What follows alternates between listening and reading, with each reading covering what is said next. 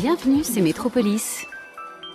L'actrice Anna Schygoula a franchi bien des frontières.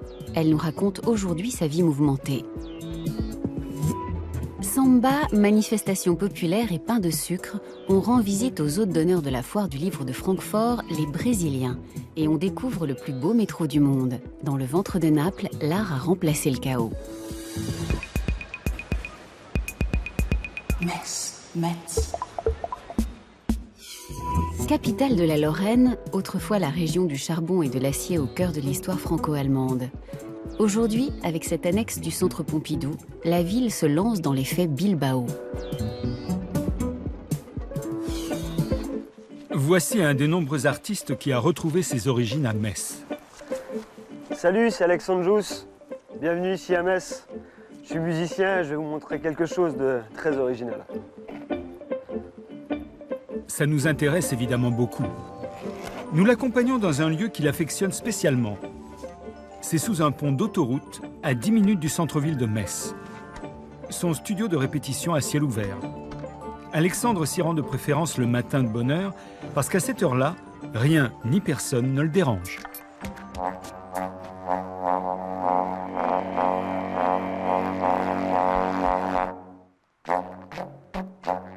Un corps des Alpes à Metz.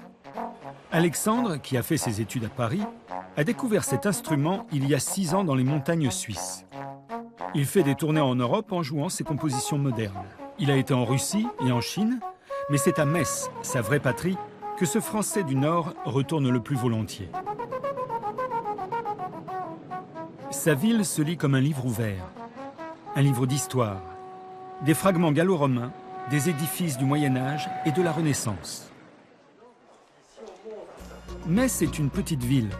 120 000 personnes vivent ici. Une cathédrale gothique la domine, une des plus grandes et des plus belles de France.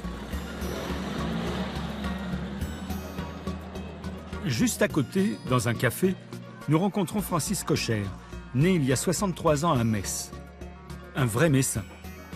Journaliste, il a couvert toutes les régions du monde en crise. Son livre consacré à sa ville natale vient de paraître. Je vous écris de Metz est une singulière déclaration d'amour. Nous voulons en savoir plus. Francis nous emmène dans les endroits qu'il aime. Ici, c'est extraordinaire parce qu'en fait, c'est la montée vers le sommet de la ville et c'est la naissance de la ville. Et donc, ça veut dire qu'il y a 2000 ans d'histoire qui s'empilent. Ici, tout à côté, partout, il y a des caves romaines. Et puis, l'histoire s'est construite au Moyen-Âge et puis jusqu'à maintenant. Donc, il y a toujours du vivant, du moderne. Et c'est ce que j'aime dans cette rue et dans cette ville. Partout, des petites boutiques, la perspective de la cathédrale, et puis au sommet, un lieu chargé d'art et d'histoire. Ici, par exemple, on est dans l'hôtel Saint-Livier, qui est l'un des plus beaux hôtels du Moyen-Âge, privé. Et là, on va se retrouver dans un lieu totalement contemporain, bizarre, où il se passe toujours des choses assez extraordinaires et insolites, qu'on ne comprend pas toujours d'ailleurs, mais ça n'est pas très important. L'important, c'est le choc, c'est l'émotion, c'est la créativité. Attention, je vais marcher sur des œufs. Les œufs sont le projet d'un groupe de créateurs de la ville voisine de Nancy. Francis connaît beaucoup de jeunes artistes. Il est ouvert à tout ce qui rend la ville plus vivante. Bah, Tommy, mais... Salut. Salut, mais qu'est-ce que tu fais? Ça va? Salut, ça va. Écoute, je propose en tout cas pour cette matinée, un trajet, une petite promenade éphémère. Je suis parti de chez moi ce matin et je me dirigeais dans cette direction après la place Saint-Jacques. Je ne sais pas encore exactement. C'est un peu zarbi, tu vas au marché là Soit là ou soit à l'opéra ou peut-être même une troisième direction, je ne sais pas encore. Eh ben alors qu'est-ce que je te dis, bonne chance ou bon appétit? Un peu les deux, sans doute. Tommy Laszlo est bien connu dans la ville. Il a 38 ans et travaille comme décorateur au théâtre et à l'opéra de Metz. Il enseigne à des étudiants à Paris et développe ses projets personnels. Mais qu'est-ce qu'il fabrique avec ces flèches? Qui sont des flèches très fragiles puisqu'elles sont en pin et qui sont des flèches donc, qui peuvent disparaître à tout moment. Donc je propose d'abord une promenade dans la ville, une promenade qui n'est pas utile, c'est-à-dire où il ne s'agit pas d'aller au magasin, chez des amis, chez des gens, mais une promenade simplement visuelle pour regarder un petit peu ce qui se passe. Donc j'invite un petit peu à flâner et à ne rien faire. Oh, joli. Faut pas marcher dessus, hein. Depuis que Tommy a fait le pèlerinage de Saint-Jacques-de-Compostelle à pied, il réfléchit sur le sens du voyage. C'est ça aussi qui m'intéresse, c'est que finalement, est-ce qu'on peut changer de direction et dévier vers un projet qui est proposé alors qu'on ne s'y attend pas? Et la plupart du temps, naturellement, on n'a pas le temps. Donc je m'attendais à ce qu'effectivement les gens, pour la plupart, ne suivent pas ces flèches. Quant à nous, nous les suivons, parce que les flèches de Tommy conduisent à des endroits inhabituels, comme une répétition à l'opéra, ou bien une heure de cours d'Alporn. Bonjour, bienvenue dans mon studio. C'est ici où je répète, je compose et je donne mes cours avec aujourd'hui un de mes élèves, Pascal.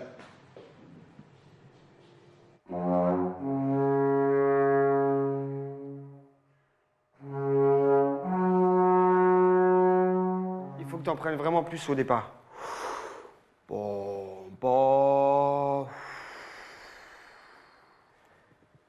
Je suis vraiment tombé amoureux du son, la résonance et la profondeur du son de cet instrument.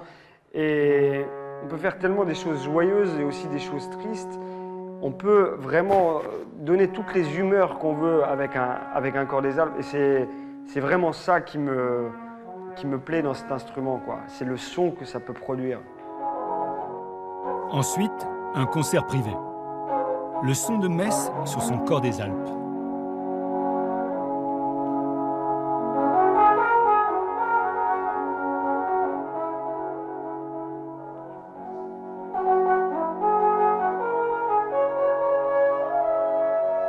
Le studio d'Alexandre Jousse se trouve en plein milieu du quartier impérial, la partie de la ville construite en 1871 par l'empereur allemand Guillaume II après l'annexion de Metz, qui fit partie pendant presque 50 ans de l'Empire allemand. À la gare, autre témoignage de l'occupation des armées de Guillaume II, nous retrouvons Francis Cocher. Comment les Messins vivent-ils avec ce passé? Il y a eu pendant très longtemps une détestation, surtout de cette gare, parce que c'était trop le symbole de l'annexion. Et maintenant, c'est le phénomène inverse qui se produit, c'est que tout le monde aime ce quartier impérial, qu'on voudrait même classer au patrimoine mondial de l'UNESCO. Il y a eu un renversement total, mais il faut le temps de l'histoire pour ça. Partout dans la ville, les témoignages des guerres. À l'époque de l'annexion, les Français qui se trouvaient du côté allemand ont dû combattre contre les Français. Et pendant la période nazie, Metz a de nouveau été occupée par les Allemands.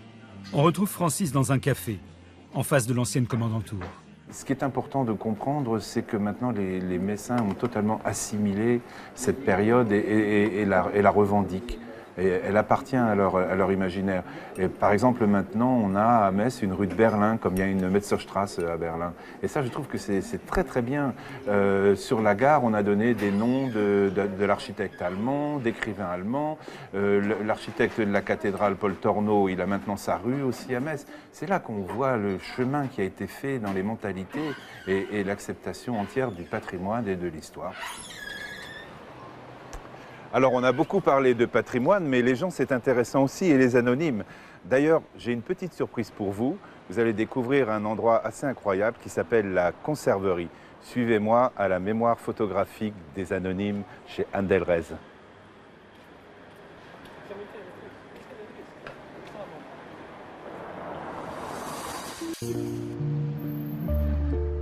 On revient à Metz, une autre beauté, avec sa splendide cathédrale gothique, ses ruelles moyenâgeuses, son quartier impérial.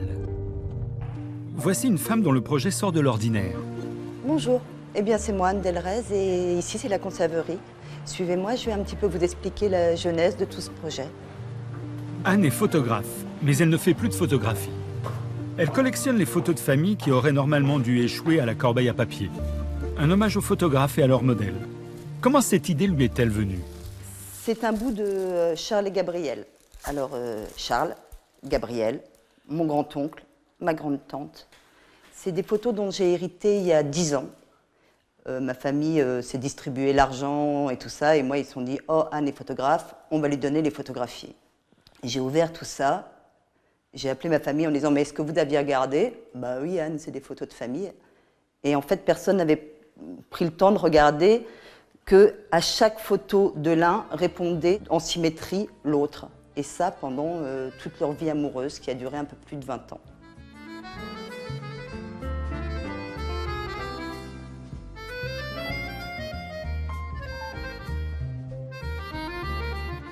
Depuis 3 ans, Anne dirige la conserverie.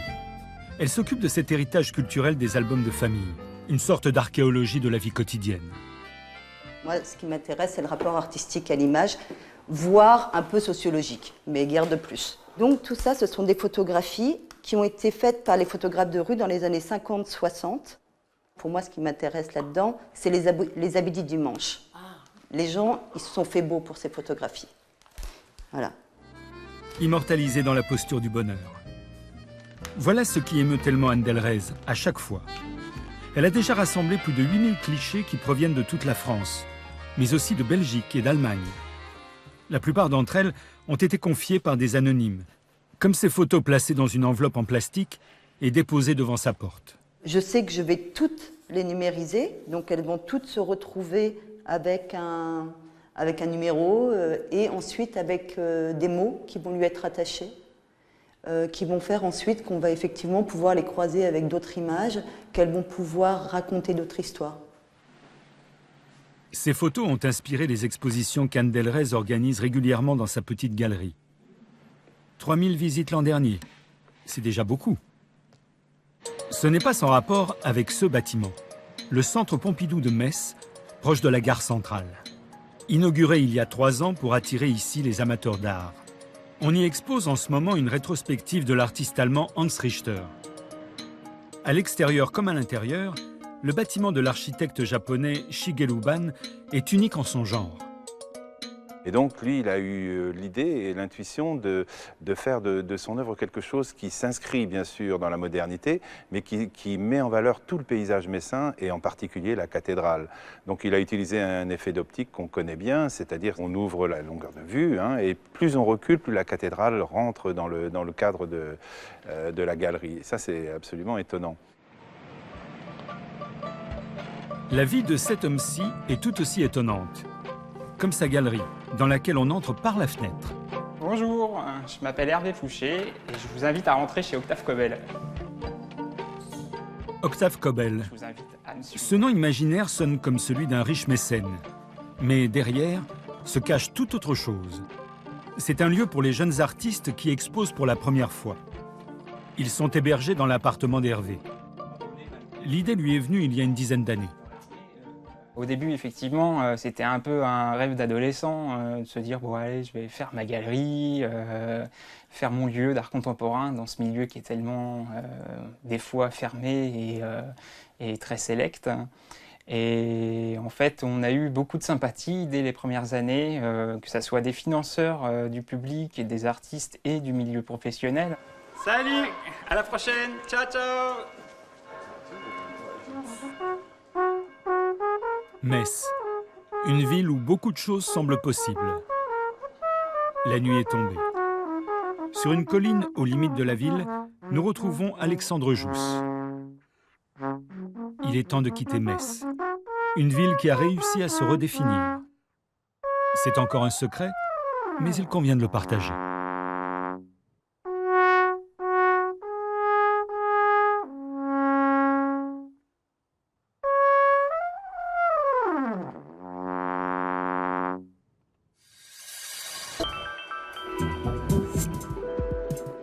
C'était Métropolis. Merci de nous avoir suivis. Et à la semaine prochaine. Nous serons à Nantes.